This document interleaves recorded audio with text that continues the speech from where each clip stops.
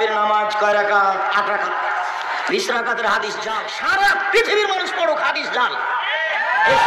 শুনলেন তো শেখ আব্দুর রাজ্জাক বিন ইউসুফ কি বললেন? আচ্ছা আপনি আর একটু শুনুন। ওমর রাদিয়াল্লাহু তাআলা আনহু 11 রাকাতেরই হাদিস করেছেন, হাদিস সহিহ। আচ্ছা বলুন তো শেখ আব্দুর রাজ্জাক বিন ইউসুফ এত কঠোর কেন এই বিষয়ে? উনি তো এটা বলতে পারেন যে আচ্ছা 20 রাকাত পড়ুন, কোনো সমস্যা নেই, নফল সালাত যত বেশি পড়বেন তত বেশি নেকি, বলতে পারতেন তো। আর যদি এটা বলে দেন তাহলে আরো লক্ষ লক্ষ মানুষের বেশি ভালোবাসা উনি গেইন করতে পারবেন, আরো মানুষ তাকে বেশি ভালোবাসবে। আর এই সমস্ত কথার কারণে তাকে অনেক মানুষ বলে যে না খুবই কঠোর, এত শক্ত কেন, এত কঠোর হওয়া ভালো না। আমি অন্য বিষয় নিয়ে কথা বলছি না, পার্টিকুলার আমি এই তারাবির বিষয়টা নিয়ে কথা বলছি। এই তারাবির বিষয়ে আব্দুর রাজ্জাক বিন ইউসুফকে আরো কঠোর হয়ে যাওয়া দরকার। কেন কেন?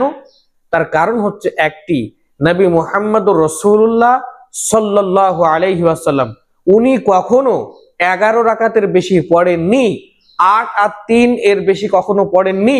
তাহলে আপনি কে পড়ার? সারা পৃথিবীর মানুষ, জাহানের মানুষ, সারা জগতের মানুষ যদি সবাই মিলে একসাথে 20 রাকাত তারাবি পড়ে তবুও অনুচিত, তবুও সেটি উচিত হবে না। তার একটি মাত্র কারণ রাসূল সাল্লাল্লাহু আলাইহি ওয়াসাল্লাম তিনি পড়েননি। আমরা আল্লাহ রাসূলকে অনুসরণ করি। পবিত্র কোরআনে বিভিন্ন জায়গাতে আল্লাহ রাব্বুল আলামিন বলছেন ওয়াতিউল্লাহ ওয়াতিউর রাসূল, আল্লাহর ইতাআত করো, আল্লাহ রাসূলের ইতাআত করো, বারবার করে বলছেন এই কথাটি। তো বারবার করে এটা বলে আরেক জায়গাতে আল্লাহ বলছেন ওয়াতিউল্লাহ ওয়াতিউর রাসূল ওয়ালা তুবতিলু আমালাকুম, যদি আল্লাহ এবং আল্লাহ রাসূলের ইতাআত না করো আর না করে যদি আমল করো তোমাদের আমলগুলোকে বাতিল করে দিবেন কে? আল্লাহ।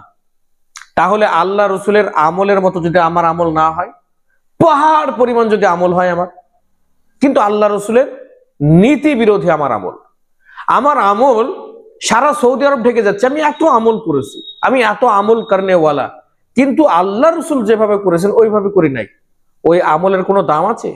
ফুস করে হাওয়া হয়ে উড়ে যাবে। সেই জন্য এখনো সময় আছে।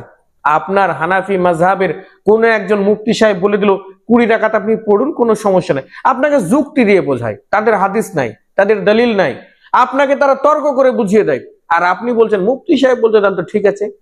আকেলটাকে খুলুন, তারাবি 8 পড়বেন এটাই ঠিক, আল্লাহ রাসূল যেটা পড়ছেন সেটাই ঠিক, তার বাইরে পড়ার কোনো অধিকার কোনো মানুষের নাই।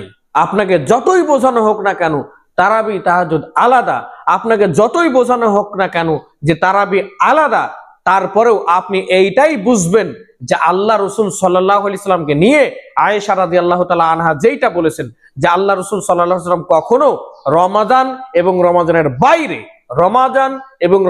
বাইরে 11-র বেশি পড়েন নাই। তাহলে আপনি আলাদা করে 20 পড়তে গেলেন কেন? এই প্রশ্ন যদি কিয়ামতের দিন আপনাকে করা হয়, পারবেন জবাব দিতে?